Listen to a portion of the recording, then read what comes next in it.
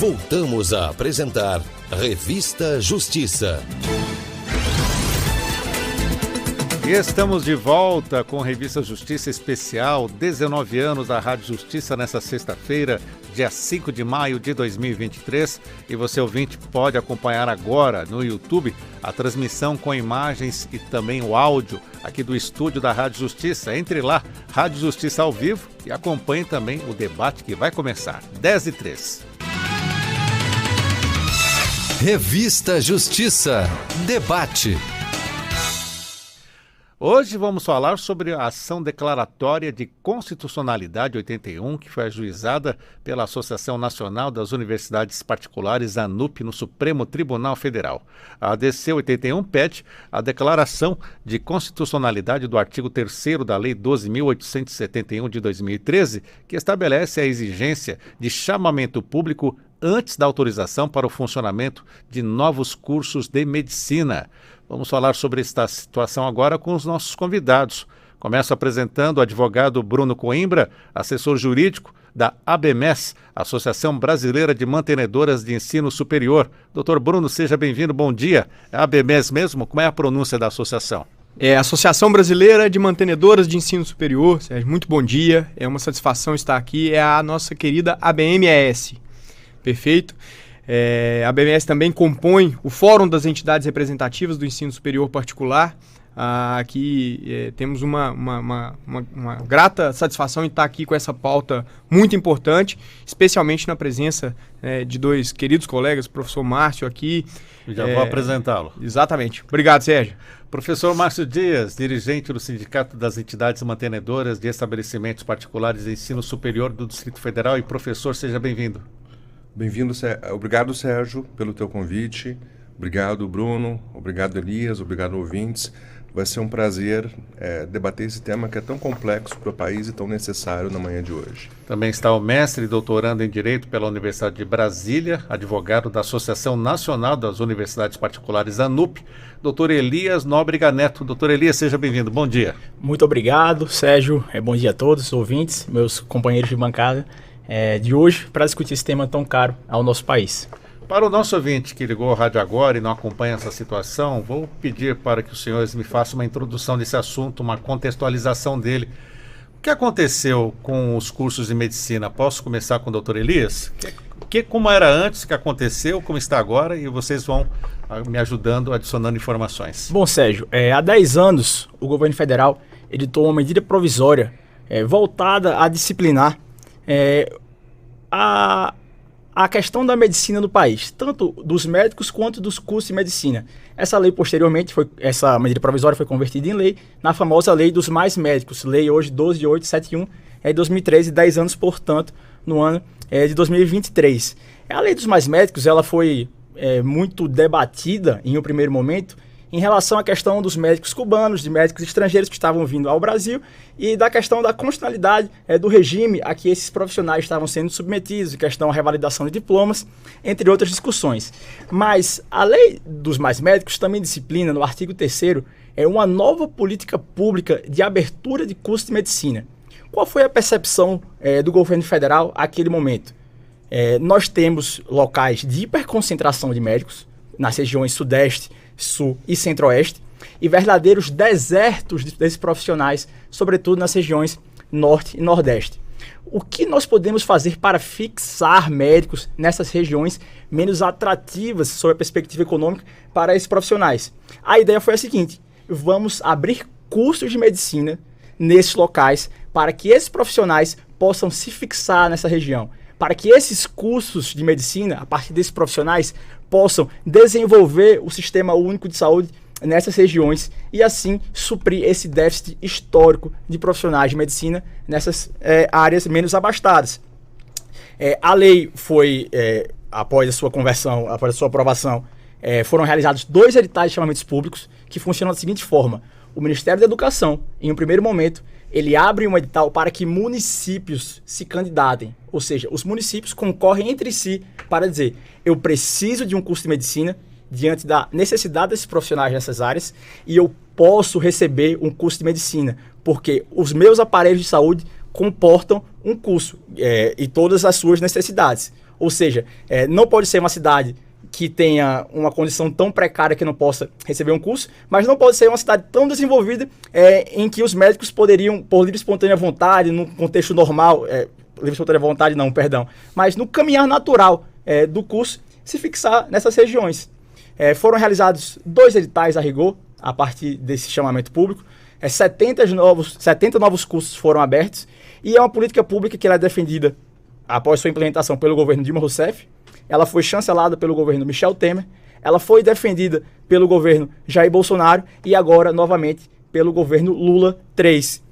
Na última quarta-feira, a AGU, o Advogado-Geral da União, compareceu aos autos pedindo para que seja proferida uma liminar para que somente mediante autorização via chamamento público seja possível abrir um curso de medicina no país. E é isso que nós defendemos, é essa política pública, que somente a partir de um chamamento público possa ser aberto o curso de medicina. Doutor Bruno Coimbra, e qual a visão do senhor, como a Associação Brasileira das Mantenedoras de Ensino Superior vem enfrentando esse impasse? Perfeito, Sérgio. Na verdade, a ABMS não é exatamente um enfrentamento, por assim dizer, dessa questão.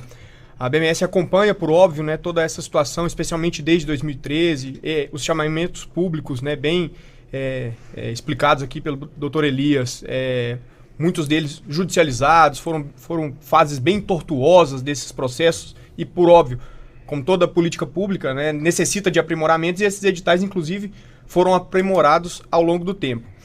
A grande situação, talvez, da medicina, que hoje nos traz aqui, eventualmente, uma discussão no Supremo Tribunal Federal, porque uma política pública, né, nos parece que o ideal é que ela seja discutido no Ministério da Educação, no Conselho Nacional de Educação. Alguma coisa aconteceu para que estejamos aqui no Supremo Tribunal Federal discutindo essa pauta. Tivemos uma audiência pública riquíssima, com grandes contribuições para o ministro Gilmar Mendes. Mas voltando aqui, talvez a grande situação que levou à judicialização que a gente percebe hoje foi os chamamentos foram editados e num determinado momento paralisou-se, né, tudo em 2018.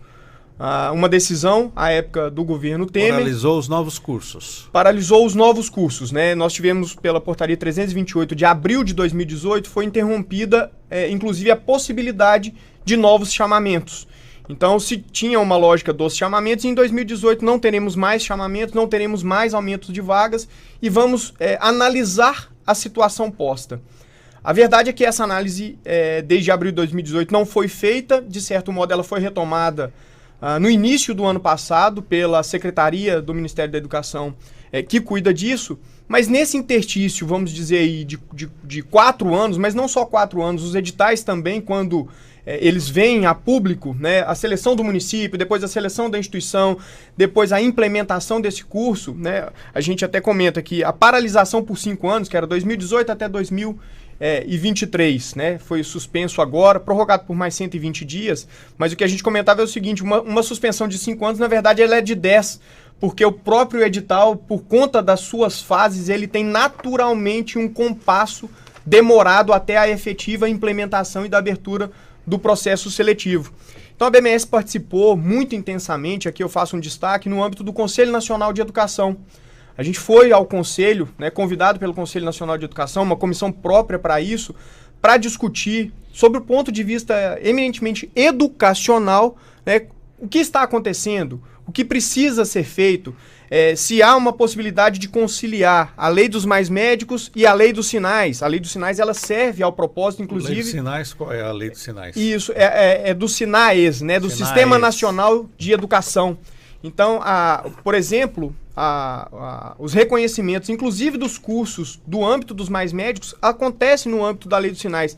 Então, um pouco do papel da ABMS aqui, de forma muito sintética, foi de que a gente vê uma possibilidade, dentro de uma organização do próprio Ministério da Educação, claro, né, com os demais órgãos, INEP, Conselho Nacional de Educação, que pode haver um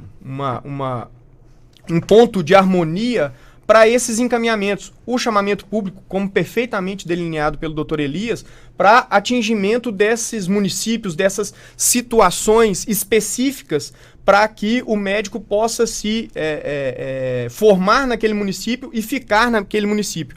A gente tem uma percepção de que não é exatamente isso que fixa o médico. O que parece fixar o médico são condições de trabalho. E o chamamento público cuida disso, porque além da autorização, ele dá um encaminhamento de, vamos dizer assim, melhoramento da rede pública, da rede SUS. Então, o chamamento público ele não só é para instalação do curso ali, ele preocupa muito com a rede pública.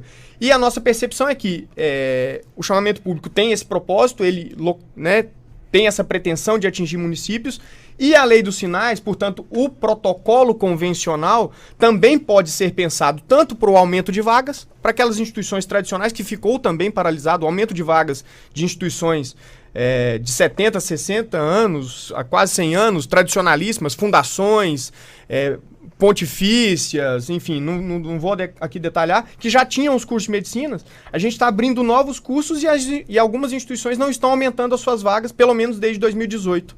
Então, essa circunstância também do aumento de vagas, que acontece sobre a égide da Lei dos Sinais. Sim. E, por último, pensar também que, mesmo tendo essa, para usar a expressão que o doutor Elias usou, né, de hiperconcentração em alguns municípios, pensar se essa hiperconcentração, e claro, pode ser também diagnosticada pelo Ministério da Educação e, portanto, a possibilidade de se abrir também novos cursos, né, sobre o primado que o Fórum das Entidades e também a BMS defende de forma inarredável, por assim dizer, que é a livre iniciativa. Então, claro, tem que regular, tem que direcionar a política pública, mas sempre respeitando a livre iniciativa. Professor Márcio Dias, e o senhor como vem acompanhando esse embate? Vamos lá, Sérgio. Eu queria voltar um pouquinho no tempo, né, porque a gente está falando aqui de política pública. E não é só de política pública educacional. Também e principalmente, mas política pública de saúde. Então, vamos lá. Nós estamos, de fato, há 10 anos paralisados com a oferta de novos cursos com a abertura de um sistema para a oferta de novos cursos de saúde e para ampliação de vagas. Por quê? Em 2013, o Mais Médicos regulamentou a interiorização da oferta da saúde, o que é uma política pública extremamente positiva e defendida por todos os governos, como frisado aqui pelo Dr. Elias, né? Ao mesmo tempo, ele engessou novas propostas em grandes centros, como exemplo. Então, por exemplo, em Brasília, que estamos, né, a gente não pode oferecer, dentro da lógica dos Mais Médicos hoje, um curso de excelência. Por que não? Ficamos 5 anos também com a moratória do governo Temer, somado de 2013 a 2023, nós temos aí 10 anos com uma dificuldade muito grande. No meio disso, nós tivemos uma pandemia.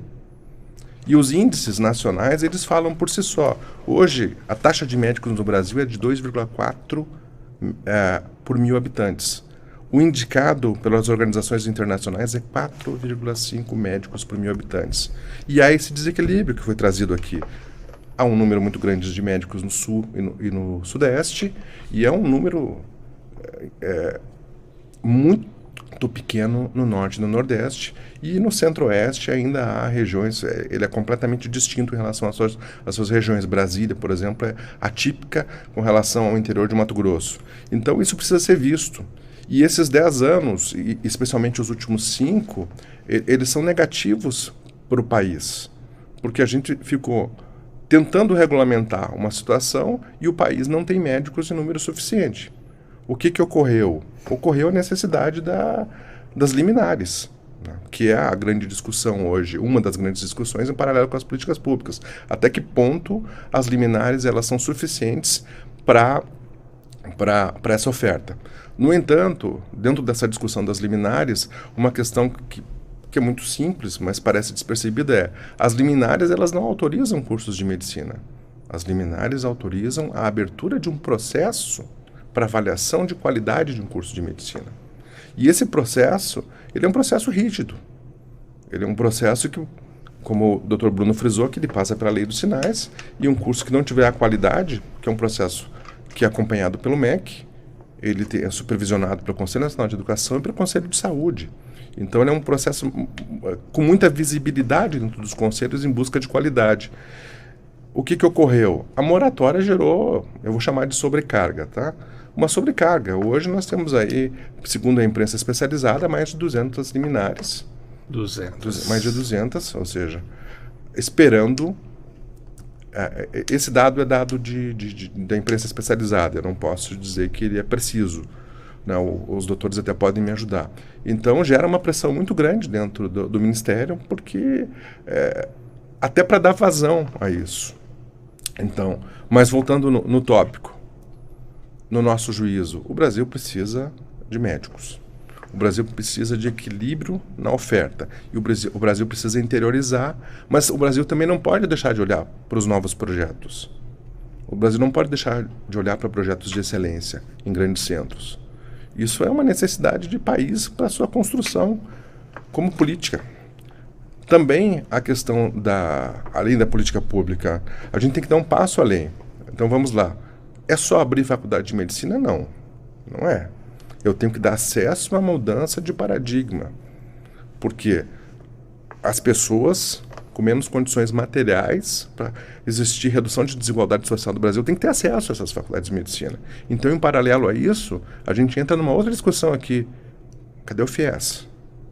O FIES, nos últimos 6 anos, acabou. Não de direito, mas de fato ele acabou. Os critérios de acesso são muito difíceis. Então eu preciso também trabalhar isso em paralelo. E eu preciso de um ProUni, de uma revisão de regra de ProUni. ProUni é a política pública mais democratizante que esse país já teve, no meu juízo, como um pesquisador. ProUni muda a vida das pessoas.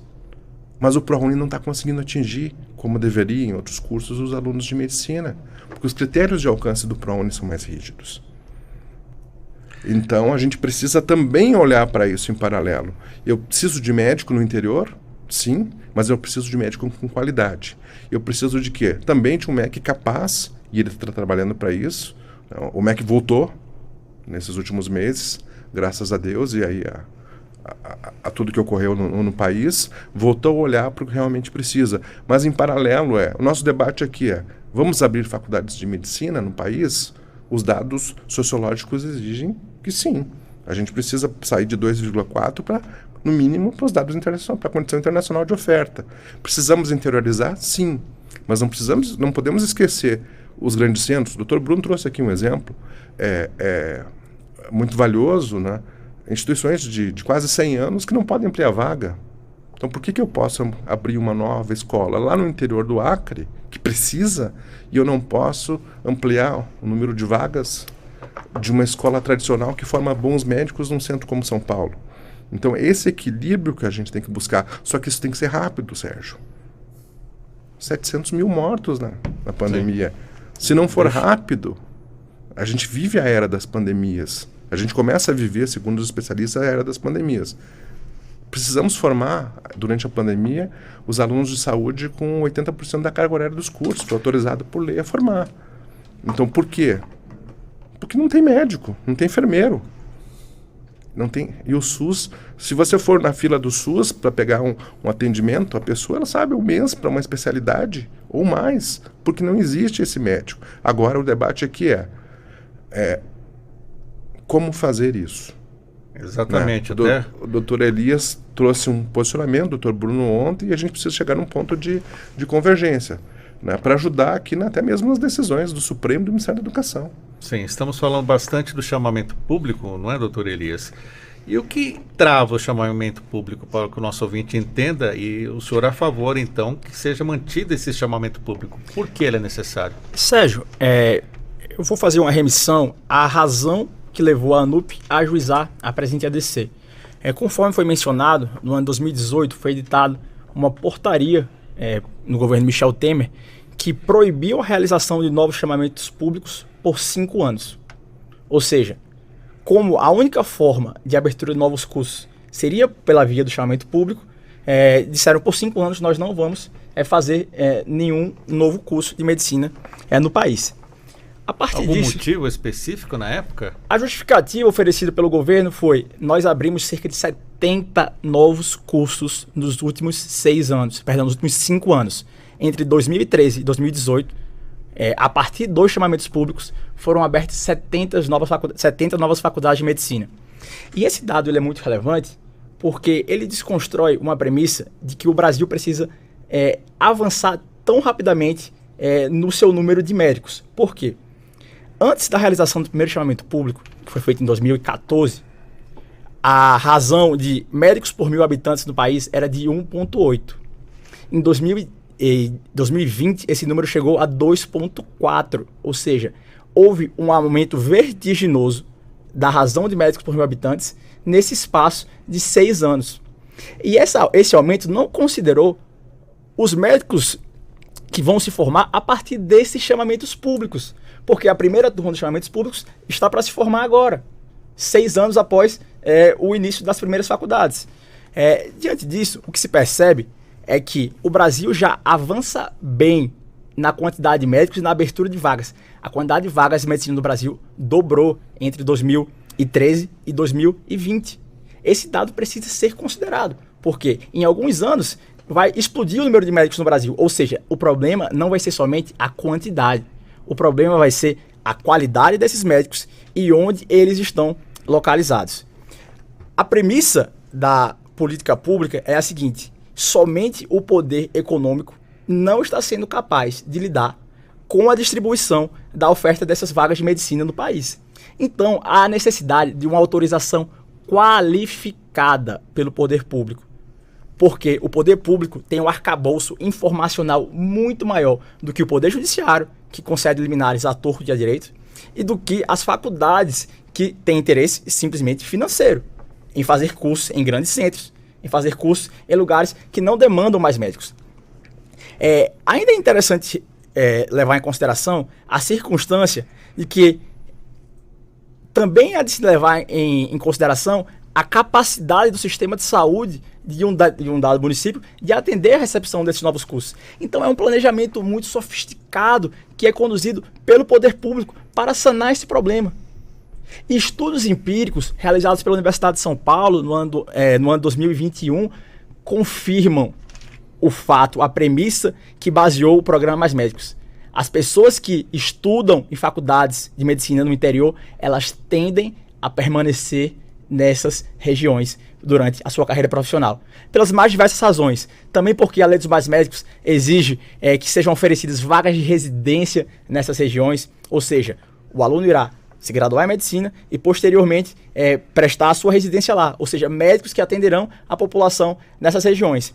O que acontece a partir das liminares é um verdadeiro desmantelamento da política pública, porque toda a racionalidade que foi construída pelo Ministério da Educação e pelo Ministério da Saúde para que esses cursos que foram selecionados por meio do chamamento público funcionem, ela é desmantelada, porque do dia para a noite são deferidas autorizações que autorizam novas vagas em grandes cidades, em grandes municípios, e acabam desconstituindo toda a razão de ser dessa política pública. E só para fazer um comentário em relação à pontuação do Dr. Márcio, em relação às autorizações do poder público, as decisões liminares, qual é o terror delas, nós temos visto, inicialmente, que se determinasse que o MEC procedesse à avaliação desses pedidos de curso de medicina fora dos chamamentos públicos. Só que essas decisões, elas condicionavam critérios muito menos rigorosos do que aqueles estabelecidos pelo artigo 3º da Lei 12.871 e da sua regulação na Portaria 572 de 2018.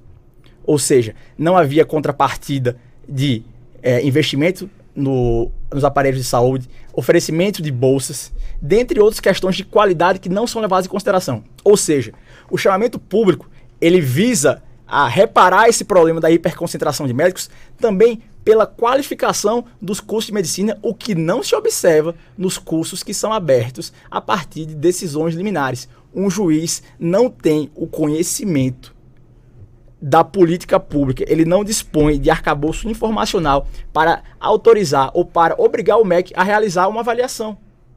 Isso é um verdadeiro absurdo. Isso implicou a proliferação de liminares e a abertura de cursos de medicina precários. Existe vestibular na rua, existe aluno entrando em sala de aula em cursos que funcionam por meio de decisões. Isso é um verdadeiro absurdo. Isso põe em xeque o futuro da política de saúde do país, por meio de interesses meramente econômicos. E é contra isso que a ANUP se opôs a partir do ajustamento da ADC. Doutor Bruno, vamos lá então contrapor o que disse o doutor Elias. Há esse interesse financeiro, há precariedade, como o senhor também acompanha, o senhor concorda com o que ele disse? Algumas premissas, né, da ABMS são claramente em oposição a isso, né? Essa questão de interesses financeiros, né, se você pegar quem efetivamente A BMS defende indistintamente a questão da livre iniciativa, se por grandes grupos, se médias e pequenas instituições. Então, essa questão de que é o poderio financeiro, enfim, essa sombra sobre a discussão da medicina, eu acho que ela não contribui muito. E uma coisa que precisa ficar muito clara aqui para os ouvintes da Rádio Justiça, que também não reflete o sistema regulatório brasileiro, dizer que quem se submete, a questão de uma autorização por si só, né, pronta, né, do judiciário, uma liminar que manda abrir o curso, ela sim parece me preocupar, porque eventualmente se o MEC não fizer o seu papel, né, governamental de ir e visitar essa instituição, autorizar essa instituição, reconhecer essa instituição, também vejo com certa preocupação a eventual evolução disso. Mas o grande volume, foi o que a ANUP trouxe ao Supremo Tribunal Federal a título de discussão, são as ações que pedem a abertura do protocolo. Eventuais decisões até mais recentes, que trouxeram até uma resignação das instituições a título de... eu consegui abrir meu processo por força de decisão judicial e estou aguardando aqui indefinidamente, infinitamente, a visita do Ministério da Educação. E essas visitas acabaram por não ocorrer e algumas instituições judicializaram a morosidade do MEC. Então, um reparo que eu gostaria de fazer, Sérgio, com a devida vênia do Dr. Elias aqui, e a discussão é muito profícua, é que não se pode consolidar essa percepção de que quem conduz o processo pela liminar é um processo marginal, é um processo não avaliado pelo MEC e é um processo de menor qualidade do Ministério da Educação. Até mesmo porque, e aqui de novo defendendo a lei dos sinais, os processos de reconhecimento desses mesmos cursos, né, do chamamento público, vão ser submetidos à avaliação do INEP. Diferentemente até do Mais Médicos, que são comissões, né, anteriormente da CAMEM, não sei como é que vai se dar isso agora. Então dizer, né, de certo modo, desconfiar da qualidade decorrente de uma avaliação procedida pelo INEP com avaliadores previamente selecionados num banco, que é o Bases, aleatoriamente selecionados e qualificados para isso, e foi o que sempre foi feito para aumento de vagas, para as autorizações anteriores à lei dos Mais Médicos. Então, pelo menos da parte da BMS, a gente confia em absoluto no INEP, no instituto que faz essa avaliação, confia nos integrantes do Base, e dizer que eventualmente seria algo marginal, algo que não seria qualitativamente avaliado, pior ou melhor, é sempre aqui uma discussão, né, de ponto de vista, é a vista a partir de um ponto. A gente pode, inclusive, discutir isso, a eficiência da avaliação que é procedida pela CAMEM no âmbito do chamamento, se isso não for modificado agora, dessa previsão daqui a 120 dias, ou se a avaliação procedida pelo INEP. Fato é que, num segundo momento, todos se submetem à lei dos sinais. Então, me parece haver uma premissa de confiança na lei dos sinais. E também essa circunstância de... em relação ao estudo empírico da USP, o perfil, se esse aluno vai ficar ou não vai ficar no interior, o próprio Dr. Elias comenta que os egressos desses cursos começam agora, né? Os alunos que vão se formar nessas turmas iniciadas no âmbito dos Mais Médicos estão por se formar agora, né, nesse período. Então, veja, essa iniciativa da Lei dos Mais Médicos, depois de 10 anos, vai ter o seu primeiro formando, e nós estamos parados. Se a marcha for a mesma, nós estamos admitindo que teremos alunos formados só daqui 10 anos, de novo, em decorrência do chamamento? Por óbvio, a gente tem os outros cursos em funcionamento, né? Aqui é preciso ficar muito claro isso. Mas a expansão da formação médica, ela mostrou que ela demora cerca de 10 anos para colocar um aluno formado, né? Se for essa mesma marcha, talvez a gente esteja muito mais atendendo a interesses de reserva de mercado, restrição e tudo mais, que não é essa a pauta da BMS. Eu acabei pensando também nos cursos de direito, né, doutor Márcio? Tanto se fala de controlar, de diminuir a formação desses advogados para termos não menos advogados, né? Até o senhor fez uma proporção per capita, quantos médicos nós precisamos. A senhora acredita que nesta questão, já que estamos tratando disso, essa grande dificuldade de termos médicos no interior é histórica, é antiga? O que pode ser feito para remeter isso? No caso, o chamamento, ele acaba sendo mais burocrático do que ajuda? Obrigado pela pergunta, Sérgio. Vamos lá. Hoje no Brasil nós temos 600 mil médicos.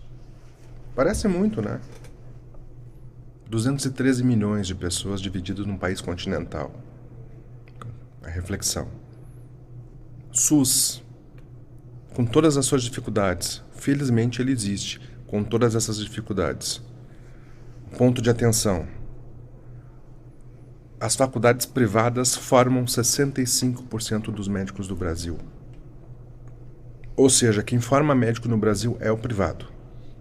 É 65%. 35% é público. Por que essa carência da formação pública? O privado é mais rápido. Mais rápido, É mas mais dentro rápido, mais do ágil, que está dentro de um previsto. critério legal. Toda a legalidade. Dentro da legalidade. Os critérios são o mesmo para o público e o privado, mas o privado ele é mais rápido. Se me permite, professor Márcio, acho que o comentário é em relação à expansão, né, das vagas. Né? A rede pública, sempre que ela pensa nessa expansão, é uma outra lógica de expansão. Né? Sim. Obrigado pela consideração, doutor Bruno. Então, na esteira da fala do doutor Bruno, é tudo isso integrado. Então, a gente tem essa questão hipercomplexa. Nós temos também uma outra questão que é extremamente subjetiva, delicada, mas ela precisa ser tocada, que é a elitização da profissão no Brasil. Isso precisa mudar. É um curso caro, né? Caro. Aí entra a questão que eu queria fazer contrapor aqui, doutor Elias, que é justamente sobre isso, né? O investimento para as mantenedoras, para a abertura de um curso de medicina, é um investimento altíssimo. Ao investir de uma forma tão alta, ele precisa de apoio, e esse apoio é de Estado. É política pública, porque nós não temos no Brasil também pessoas capazes de fazer esse pagamento direto com investimento em número suficiente. Então o Brasil precisa aportar, ajudar as pessoas a serem médicos, justamente para a gente descolonizar, porque a gente vive ainda uma época de elitização de uma carreira. Então há um rompimento de paradigma. É isso que tem em discussão aqui? Não, mas isso está antes dessa discussão. A discussão aqui é como é que eu faço para ampliar ou não, né? No nosso juízo, há uma regulamentação sólida para o país. O país está 10 anos parado, mas médicos parou, moratória. Como disse o doutor Bruno, a gente não pode esperar mais 10 anos para formar médicos. Então a gente pode ter um ponto de equilíbrio, complementares. Isso aqui é tudo o campo do que é possível ser feito. O que a política vai fazer são os próximos passos, né? O que a decisão do Supremo vai fazer, a gente vai acompanhar e espera que ela seja positiva dentro de uma questão de precisamos de editais, que é a defesa da NUP? Sim, precisamos de editais. A gente precisa interiorizar a medicina muito. Se a gente pegar os índices de São Paulo e os do Pará, que são os mais baixos do Brasil, existe um abismo. Depois do Pará, o Maranhão. É assustador. Esses são índices oficiais. Precisamos, mas a gente não pode virar as costas também para os projetos inovadores, para os projetos de excelência. Por que não? E aí nós temos que equilibrar tudo isso num país continental. E esses 10 anos que passaram, chegaram aqui na porta do Supremo, aqui. Nós estamos dentro do Supremo, né? Chegaram aqui para uma decisão. Que triste isso. A política poderia ter resolvido isso antes, não resolveu. Felizmente nós temos o judiciário para ajudar a dar passos, ou acelerar esses passos. Então a gente tem uma grande missão. Uma missão que passa pelo SUS, na carência de médicos, mas também passa pelo que o doutor Elias trouxe, né? A gente não pode abrir no interior onde não tem a mínima condição de uma formação qualificada. Aí é uma avaliação que os sinais ajudam e que os editais ajudam. Sim. Ok. A gente precisa evitar e romper esse paradigma da elitização. Isso vai ocorrer, é um processo natural. O exemplo do direito ele é um pouquinho diferente, porque a formação ela exige critérios muito distintos, tá, Sérgio? Sim. Mas é um bom exemplo do sentido da elitização. Felizmente, quanto mais advogados os bacharéis no Brasil, melhor. Tem mercado para todo mundo? Não. Mas o brasileiro ele fica mais qualificado para tudo, para o mercado de trabalho em geral. Pode não ser o mercado jurídico, mas o parajurídico, ele está aí e as pessoas se tornam pessoas melhores e o país se torna um país mais qualificado em relação a isso. A gente tem que romper essa estrutura de terceiro mundo. Sim. A judicialização, como eu falei, ela se tornou necessária diante desse cenário, né? Dentro de critérios claros depois de avaliação de qualidade, né? Judicializa para abrir. Ok, agora vamos avaliar a qualidade. E aí uma missão significativa do MEC de conseguir dar vazão a tudo isso, né? Nós temos aí 220 liminares, a gente não vai entrar em juízo de valor sobre isso. É um número significativo. Provavelmente muitas delas muitas instituições não vão ter condição até econômica de fazer oferta. Isso não pode ser aprovado pelo MEC. Outras vão ter uma oferta qualificada de excelência, elas precisam ser observadas pelo MEC. Sim. Só que a gente não pode esperar. Vamos esperar aguardar mais tempo por isso. Muito bem. Você está acompanhando aqui pela Rádio Justiça e também pelo YouTube a transmissão desse debate. Estamos falando sobre a abertura de novos cursos de medicina. Estamos com os nossos convidados, Dr. Elias Nóbrega Neto, mestre e doutorando em Direito pela Universidade de Brasília, advogado da Associação Nacional das Universidades Particulares. Também estamos com o Dr. Bruno Coimbra, assessor jurídico da ABMES, é isso, né? Perfeito, Sérgio. Associação Brasileira de Mantenedoras de Ensino Superior, e o professor Márcio Dias, dirigente do Sindicato das Entidades Mantenedoras de Estabelecimentos Particulares de Ensino Superior do Distrito Federal.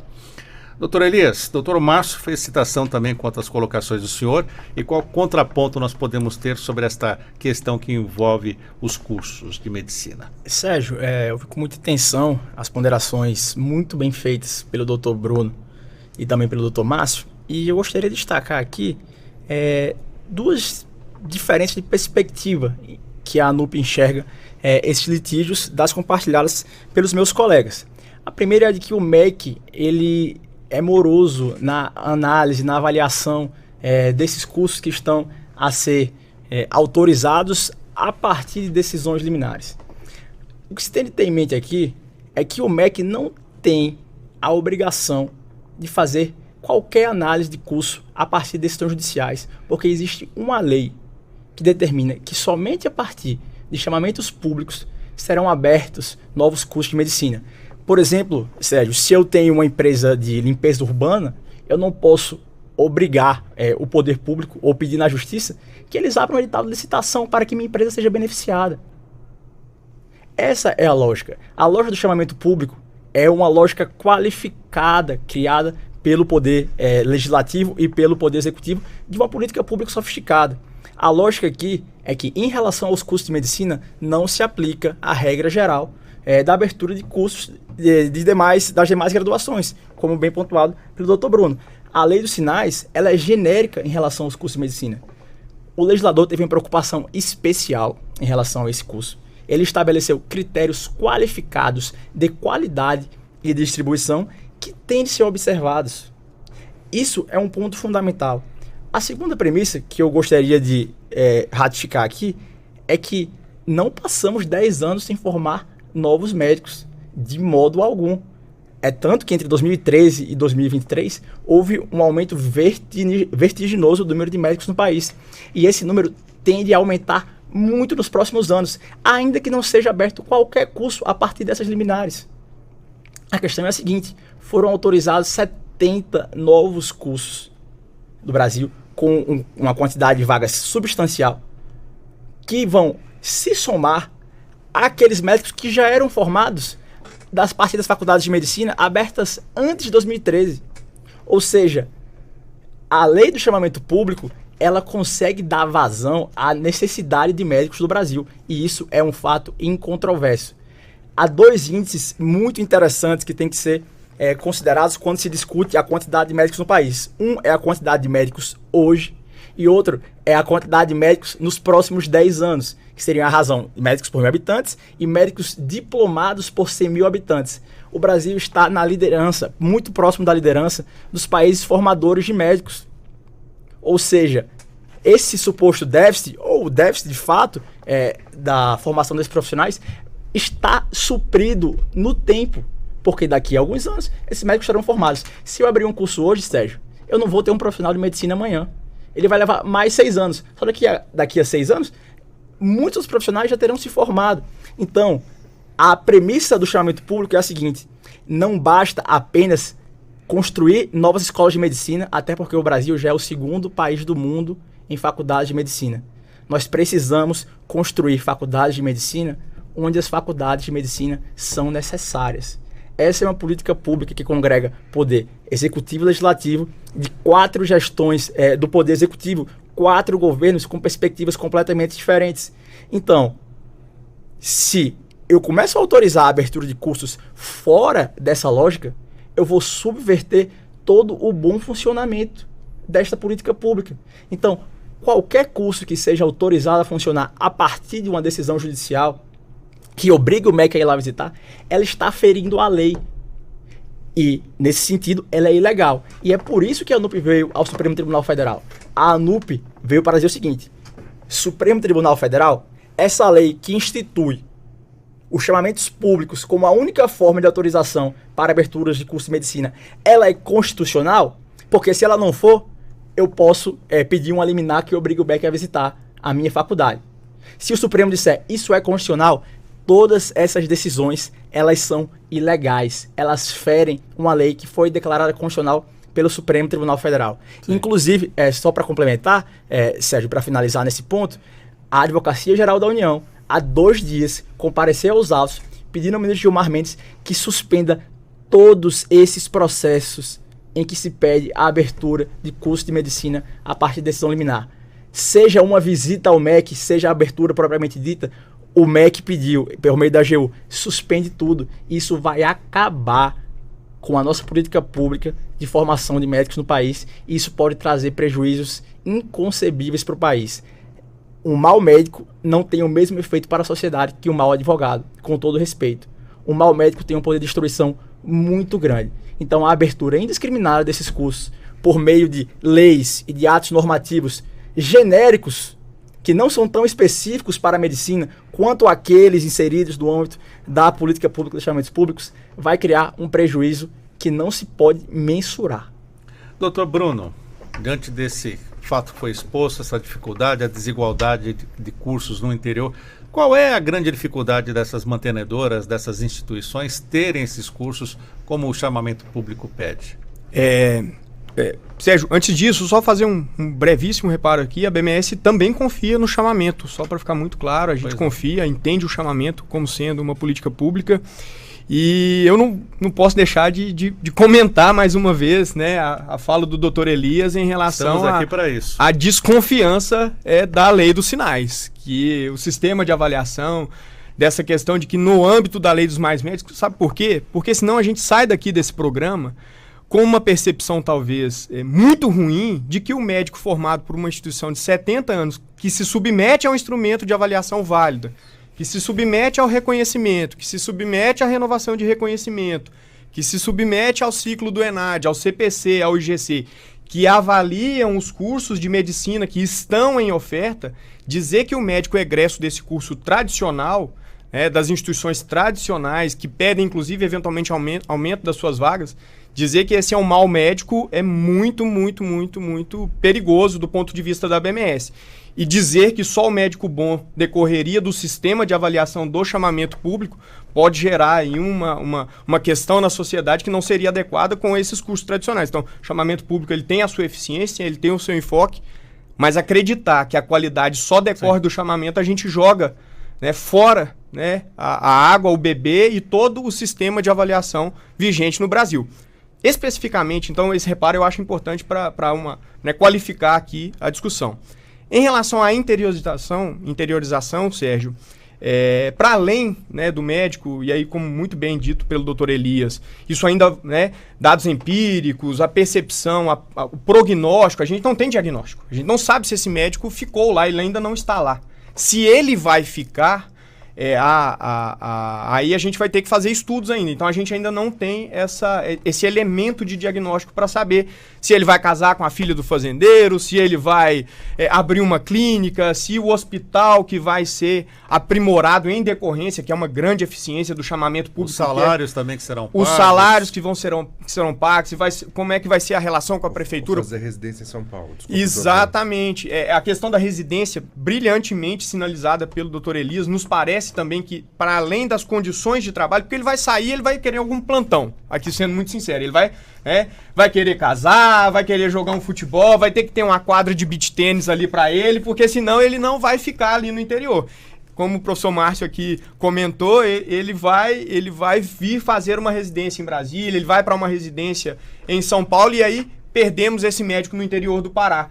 Então, o chamamento público ele foi brilhante nesse concílio das diversas matrizes né, dentro da rede que vai apoiar um profissional médico lá no interior, e aí ele vai estudar durante 6 anos, ele vai fazer uma residência de mais 3, e ele mesmo vai ficar 20 anos se formando, mas trabalhando, fazendo plantão, faz uma residência numa área, faz uma residência numa outra área. Então é algo de verdade, né, doutor Elias, muito específico a formação médica. Então o chamamento ele tem esse enfoque sim muito hábil para essa circunstância específica. Mas, de novo, a gente também confia muito na lei dos sinais, e na lei dos sinais também não indistinta. Essa fala do doutor Elias também ela é importante. Não é de qualquer forma e tudo mais.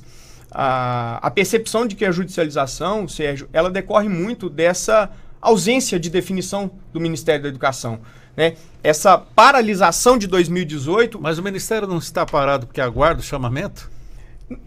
Em 2018, ele sinalizou que nem chamamento faria durante 5 anos. Isso que a moratória de 5 anos, né, para esse diagnóstico, né, exatamente isso que o doutor Elias comentou, para esse diagnóstico, para ver se esse quantitativo que foi aberto vai ser suficiente para tratar, vamos dizer assim, o contingente de médicos que vai se aposentar, que não está atuando, que precisa atuar no interior. Então, esse período de diagnóstico, ele fez com que também as instituições, eu não posso nem pelo chamamento, eu não posso nem pelo protocolo, e em regra, a lei de 2013 está gerando egressos agora. E vai gerar, né, residentes ainda daqui a pouco. Então, talvez esse encadeamento para daqui 10 anos... A minha preocupação também é a seguinte, que a gente talvez saia daqui convictos de que nem deve abrir mais chamamento, porque o que já se fez é o suficiente para o contingente para trás. Então, vamos liquidar as liminares. A instituição não podia exercer o seu direito de petição ao judiciário, né? Não vejo como a torto e a direito essas decisões. Claro, elas comportam críticas, mas nós já temos decisão de segunda instância também, do TRF aqui da primeira região. Decisões contrárias também, não são todas deferidas. Então, assim, e não tem decisão ainda em segunda instância colegiada, é uma coisa também incipiente no judiciário. Então, o ministro Gilmar Mendes vai ter que ter muita sabedoria, muita saúde e dialogar, talvez, né, com a AGU, que faz uma provocação no âmbito do processo absolutamente legítima, preocupada. As instituições também apresentaram as suas preocupações para que a gente não chegue numa tábua rasa de que paralisa tudo, né? Mais uma moratória de 5 anos, porque já está suficiente. Esse cenário todo talvez vai ter que ser dialogado nas diversas instâncias, especialmente aqui no Supremo Tribunal Federal, que a BMS também confia muito. E aproveitando aqui, Sérgio, a audiência pública promovida pelo Supremo Tribunal Federal, na minha modestíssima opinião, talvez pela paixão com a educação superior brasileira, foi um momento riquíssimo de discussão sobre a qualidade, sobre política pública, sobre o papel do Ministério da Educação e sobre o que nos trouxe ao plenário, né? Na verdade não foi no plenário, a um auditório do Supremo Tribunal Federal para fazer o que deveríamos ter feito no plenário do Conselho Nacional de Educação, sim, no INEP, nas séries no MEC. Professor Márcio, essa moratória já terminou, e faço a mesma pergunta que fiz para o doutor Bruno. O que impede que o chamamento seja feito nas cidades do interior? É o Estado que tem que dar condição? É o município? É interesse econômico financeiro das instituições? A moratória acabou, felizmente, em abril. Já há a regulamentação do Ministério da Educação para os próximos passos e, em paralelo, a decisão que o Supremo vai proferir. Mas vamos lá, Sérgio, na esteira da tua fala, né? Fazer uma conexão aqui com um ponto que o Dr. Bruno nos traz. A audiência pública foi rica. O Supremo ouviu a ANUP, ouviu a BMS, ouviu os conselhos de medicina, todos os tipos de argumentos e interesses. Então, todos foram muito claros à mesa. Então, esses dados estão aí disponíveis para todos nós. Um ponto aqui de atenção. A gente tem que olhar um pouquinho para o brasileiro. 65 mil brasileiros fazem medicina no exterior. É porque eles querem ficar longe de casa? Eles não estão fazendo medicina em Paris. Local, eles não estão fazendo medicina em Paris, nem em Miami. Nós estamos internacionalizando o médico, professor Márcio. Nós estamos não para o interior, mas para fora do Brasil. Não, é em Pedro Juan Caballero. Nada contra Pedro Juan Caballero. América do Sul mesmo. É aqui. Pedro Juan Caballero tem 10 mil alunos brasileiros. literalmente do outro lado da rua de Ponta Porã. É só atravessar a rua. Que pagam mensalidades de R$800 a R$2.000. 10 mil brasileiros saíram de suas casas para Pedro Juan Caballero, no Paraguai, que é uma cidade de 100 mil habitantes, dos quais 10 mil habitantes são brasileiros que cursam medicina em suas 9 faculdades de medicina, regulamentadas para atender brasileiros em cursos em língua portuguesa. O que é isso? É porque não tem. É porque ainda a gente não deu conta dessa oferta e a gente não está cuidando dos nossos filhos. Há o a gente está mandando custo também, né? Mas isso faz parte de cuidar da oferta. Então, quando a gente fala de política pública, que aqui é política pública, eu estou falando de quê? De financiamento público, eu estou falando de uma revisão de ProUni e eu estou falando de oferta. Porque se não tiver oferta, a gente vai ficar daqui a 10 anos nessa mesma discussão. Então, esse é o ponto. Evidente que o Dr. Elias nos traz aqui pontos de muita atenção, que é a qualidade de oferta. E aí entra um ponto delicado. A gente não pode atacar os sinais. É os sinais que nos dá a qualidade dos médicos de hoje. E a gente não pode dizer que se o médico está sendo formado por uma liminar via sinais, ele não é bom? Não. Ele é um médico de uma instituição de 100 anos. É o mesmo. É um pouco. Ao mesmo tempo, a gente não pode obstar e mandar o brasileiro embora. Aí tu traz um ponto aqui, Sérgio, que é relevante, né? É mensalidade? Também. Também é. Mas é só a mensalidade? Não. O que vai acontecer com as mensalidades? Vai ter que ter equilíbrio, porque o investimento é muito alto. Então, dessas liminares que nós temos aí, eu estou fazendo um exercício de futurologia, né? Se a gente tivesse certeza de futurologia, não precisava estar aqui. Mas eu ouso dizer que muitas não vão ser... Esses cursos, muitos não serão autorizados justamente pelo nível de investimento e de seriedade do processo de avaliação. Só que a gente precisa ser rápido. Porque a gente não precisa desse médico no interior. A gente não sabe se ele vai ficar no interior. A gente precisa ampliar a oferta do interior. Eu vou dar um exemplo aqui de Brasília. Se um grande hospital de Brasília, seja privado, optar hoje por abrir uma escola de medicina, como tem tantos no país, ele não pode. Por que um grande hospital de Taguatinga não pode oferecer medicina? Porque já tem 4 cursos em Brasília? Cadê a livre iniciativa? Será que a faculdade de medicina de um grande hospital de Taguatinga não seria melhor que os outros? Isso é só um exercício aqui. Então é isso que a gente tá falando. Ao mesmo tempo, por que pequenas faculdades de saúde na Asa Sul ou em Taguatinga não podem abrir um curso de medicina? Porque já tem outros que chegaram antes? É o impasse. É disso que a gente está falando. Sim. E isso é hipercomplexo. Então, o meu pedido e a nossa sustentação, né, especialmente a nível de conselhos de educação, é justamente isso, né? Olhar para esse público. E esse exemplo dos 10 mil brasileiros em Pedro Juan Caballero, ele fala por si só. Infelizmente, nosso tempo já está acabando e vamos ter que partir para as considerações finais dos nossos convidados. Agradeço o mestre e doutorando em Direito pela Universidade de Brasília, UNB, advogado da Associação Nacional das Universidades Particulares, ANUP. Doutor Elias, obrigado por participar deste debate conosco aqui na Rádio Justiça. Bem hoje, aniversário da Rádio Justiça, e as suas considerações finais. Gostaria de agradecer, Sérgio, pelo convite, pela atenção, pelo debate. Meu querido doutor Bruno, doutor Márcio, excelentes advogados e que ponderaram muito bem sobre o debate da ADC 81. Eu só queria encerrar deixando a mensagem de que a lei dos mais médicos, seu artigo 3º, que disciplina os chamamentos públicos, ela não visa impedir a abertura de cursos de medicina. Ela tem 2 objetivos. O primeiro, que é racionalizar essa abertura de cursos onde nós precisamos. Eu não tenho como abrir 10 cursos de medicina em qualquer lugar, porque o sistema de saúde não vai comportar. E os alunos, Sérgio, eles passam os últimos 2 anos da sua graduação no sistema de saúde. A regra é que cada aluno deveria ter para ele 5 leitos para que ele pudesse atender os pacientes. Mas o que se tem hoje são 5 alunos para cada leito. Então, essa é a segunda perspectiva. Além de racionalizar a distribuição da abertura desses novos cursos, abrir curso onde o curso é necessário, há de se analisar também a qualidade desses cursos. O Conselho Federal de Medicina critica a qualidade da formação médica há muito tempo. Há muito tempo. A Lei dos Sinais nunca disciplinou de forma específica a formação de médicos, a disponibilização de vagas de residência. Então, todas essas questões foram analisadas pelo legislador e pelo Poder Executivo, que disseram: nós precisamos dar uma atenção especial aos cursos de medicina, e é isso que está em jogo. É o futuro dos recursos humanos da saúde do Brasil. Muito obrigado mais uma vez, doutor Elias Nóbrega Neto. Agradeço também ao advogado, assessor jurídico da ABMS, Associação Brasileira de Mantenedoras de Ensino Superior, doutor Bruno Coimbra. Obrigado por estar conosco nessa data.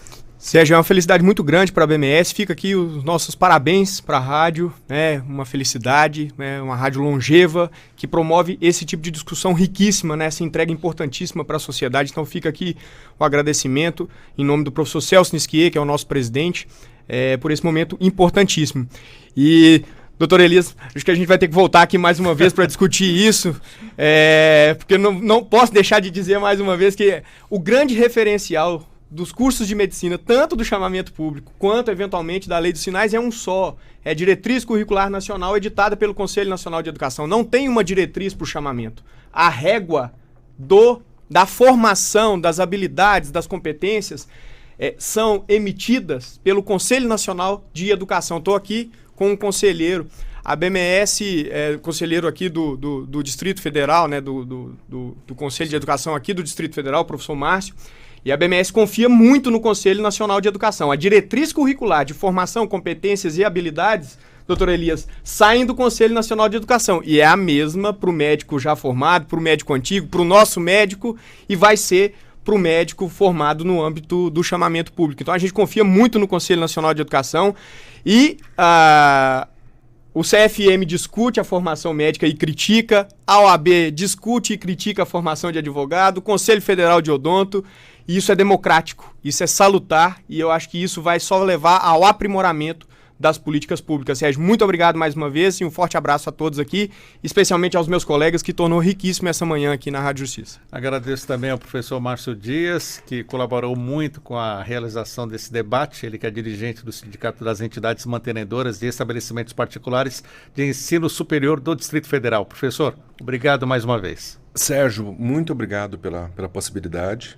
Como disse o doutor Bruno, a gente precisa voltar aqui e seguir o debate, porque a gente ficou na metade do tempo, no primeiro tempo ainda. Mas vamos lá, agradecer à Rádio Justiça e parabenizar pelos 19 anos que completa hoje, né? Sim. Esse papel fundamental para a democracia, para os direitos humanos e para os debates de questões tão complexas como a gente está vivendo aqui. E uma reflexão, né? Falando em nome do sindicato, considerando um critério de qualidade, uma avaliação para ampliação da oferta, essa oferta complementar, sejam pelos editais, para interiorizar, e sejam os projetos de excelência. Em paralelo a isso, não basta oferta, política pública de acesso, uma revisão de regra de FIES, uma revisão de regra de ProUni, para a gente romper esse paradigma colonialista. Então, é isso que o Brasil precisa, e trazer os 65 mil brasileiros que estão fora do Brasil, longe de suas casas, para perto, para conseguir buscar os seus sonhos dentro de casa.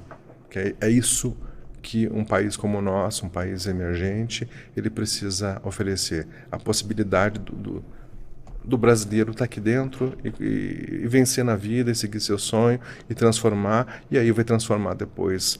A gente vai ter lá no SUS o número suficiente de profissionais aptos ao atendimento e, na sequência, de residentes responsáveis, porque tudo é uma cadeia de residentes, para a gente não ficar o brasileiro 2 meses na fila esperando por um tratamento com um médico especializado, e a função da universidade é essa, seja Sim. pública ou privada. E o nosso papel como universidade privada é dar mais velocidade nesse processo, tanto que 70%, 65% para ser exatos, já são formados conosco. Muito obrigado, Sérgio. professor. Professor Márcio Dias, professor Bruno Coimbra e também o doutor Elias Nóbrega Neto, muito obrigado por estarem conosco. 11h02, o Revista Justiça de hoje fica por aqui. A apresentação e edição de Sérgio Duarte, a produção de Leandro Bezerra, os trabalhos técnicos Luiz Alves, a programação musical de Josimar Fernandes, coordenação de jornalismo de Bárbara Michelini, Secretaria de Comunicação Social, Supremo Tribunal Federal. Nossos agradecimentos a você também que nos acompanham aqui pelo YouTube da Rádio Justiça. Vem agora Felipe Seabra e o Capital do Rock. Bom fim de semana e até a próxima segunda-feira.